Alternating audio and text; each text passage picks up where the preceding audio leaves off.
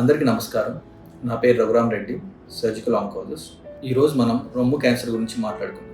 మన భారతదేశంలో కానీ, ప్రపంచంలో కానీ రొమ్ము క్యాన్సర్ని చాలా కామన్గా చూస్తున్నాం.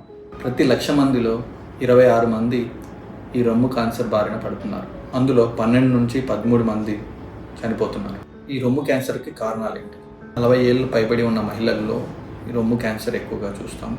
అది వయసు పెరిగే కొద్దీ ఈ క్యాన్సర్ రిస్క్ కూడా పెరుగుతుంది.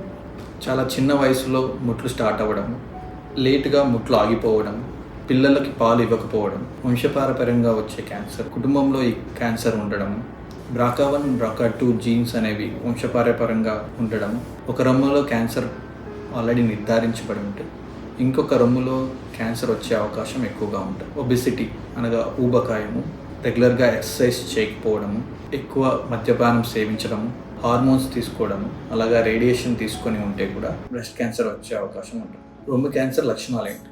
రొమ్ములో గడ్డలు ఉండడం, అలాగే చంకలో గడ్డలు, రొమ్ములో నొప్పి రావడము, నిపుల్స్ నుంచి రక్తం కానీ నీరు కానీ రావడం, నిప్పుల్ లోపలికి వెళ్ళిపోవడము, రొమ్ము పైన ఉన్న చర్మం ఎర్రగా అవ్వడం కానీ గుంతలు పడడం కానీ, ఇవన్నీ కూడా రొమ్ము క్యాన్సర్ యొక్క లక్షణాలు. రొమ్ము క్యాన్సర్ని నిర్ధారించడం వల్ల ట్రిపుల్ అసెస్మెంట్ అనే పద్ధతిని పాటిస్తాం. ట్రిపుల్ అసెస్మెంట్ అనగా మొదటిది ఆంకాలజిస్ట్తో పరీక్ష చేయించుకోవడం, రెండవది స్కాన్లు చేయడం, మూడవది ముక్క పరీక్ష చేయడం. ఈ మూడింటిని కలిపితే ట్రిపుల్ అసెస్మెంట్ అంటాం. దీని ద్వారా దాదాపు 100% క్యాన్సర్ ఉందా లేదా అని తెలుసుకోవచ్చు. మొదటిది క్లినికల్ అసెస్మెంట్ అనగా సర్జికల్ ఆంకాలజిస్ట్ మీ రొమ్ముని అలాగే చంకని పరీక్ష చేసి గడ్డల కోసం కానీ, నిప్పుల్ డిశ్చార్జ్ కోసం కానీ, అలాగే చంకలో గడ్డల కోసం కానీ చూస్తారు. రెండవది ఇమేజింగ్ అనగా మ్యామోగ్రామ్ కానీ అల్ట్రాసౌండ్ స్కాన్ కానీ చేస్తారు. ఈ మ్యామోగ్రామ్లో గడ్డ లక్షణాలను బట్టి వాటిని 6 కేటగిరీలుగా విభజించబడతాయి. కేటగిరీ పెరిగే కొద్దీ క్యాన్సర్ రిస్క్ పెరుగుతుంది. మూడవది ముక్క పరీక్ష చేయడం. రొమ్ములో ఉన్న గడ్డ నుంచి ముక్క పరీక్ష తీసి బయాప్సీకి అలాగే IHCకి పంపిస్తారు. IHCలో ER, PR, HER2 న్యూ సెప్టార్స్ అనేవి మనం కనుగొంటాం. దాన్ని బట్టి ట్రీట్మెంట్ డిసైడ్ అవుతుంది. దీని తర్వాత స్టేజింగ్కి బోన్ స్కాన్ కానీ, CT chest, abdomen, pelvis or PET-CT whole body కానీ చేయాల్సి ఉంటుంది.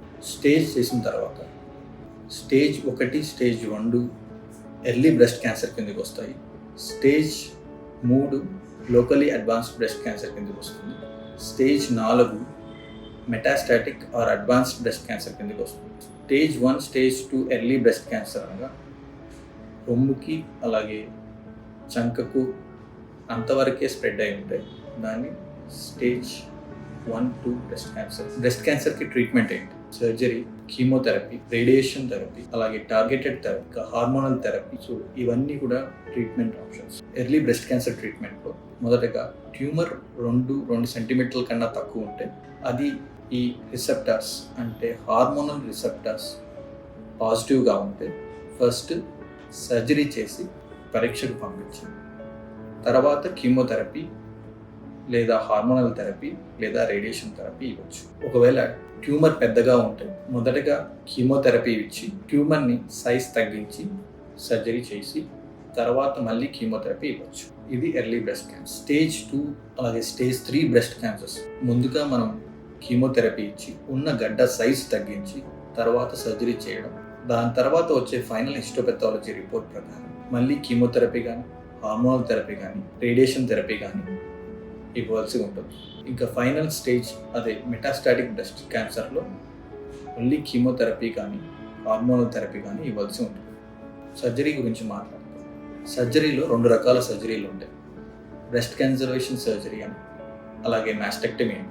బ్రెస్ట్ కన్జర్వేషన్ సర్జరీ అనగా రొమ్మును అలాగే ఉంచి రొమ్ములో ఉన్న గడ్డను మాత్రమే తీయడం. గడ్డతో పాటు చుట్టూ ఉన్న నార్మల్గా ఉన్న రొమ్మును కొంత భాగం తీసేయడమే బ్రెస్ట్ కన్జర్వేషన్ సర్జరీ. మాస్టెక్టమీ అనగా మొత్తం రొమ్మును తీసేయడం. ఈ సర్జరీలో దీనితో పాటు చంకలో ఉన్న గడ్డలను కూడా స్టేజ్ చేయాల్సి ఉంటుంది. అనగా ఒకవేళ చంకలో గడ్డలు ముందే పాజిటివ్ అయి ఉంటే చంకలో ఉన్న గడ్డలు తీసేయాలి.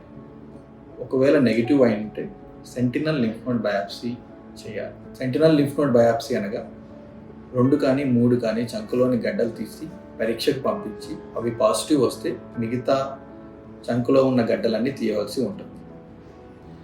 ఈ బ్రెస్ట్ కన్జర్వేషన్ సర్జరీ చేసిన తర్వాత మనం ఏదైతే లొట్టపడి ఉంటుందో దాన్ని ఫిల్ చేయడానికి ఆంకోప్లాస్టిక్ సర్జరీ చేయవలసి ఉంటుంది. ఆంకోప్లాస్టిక్ సర్జరీ అనగా పక్కన ఉన్న రొమ్ము భాగాన్ని దగ్గర తెచ్చి కుట్టడం ఒక రకం, లేదంటే వేరే దగ్గర నుంచి కండరం తీసి వేయడం ఇంకొక రకం. దాన్ని రీకన్స్ట్రక్షన్ కూడా అంటారు. బ్రెస్ట్ కన్జర్వేషన్ చేసుకున్న మహిళల్లో ఆపరేషన్ తర్వాత ఖచ్చితంగా రేడియేషన్ ఇవ్వాల్సి ఉంటుంది. మీలో ఎవరైనా రొమ్ము క్యాన్సర్ సంబంధించిన లక్షణాలతో బాధపడుతూ ఉంటే నన్ను సంప్రదించగలరు.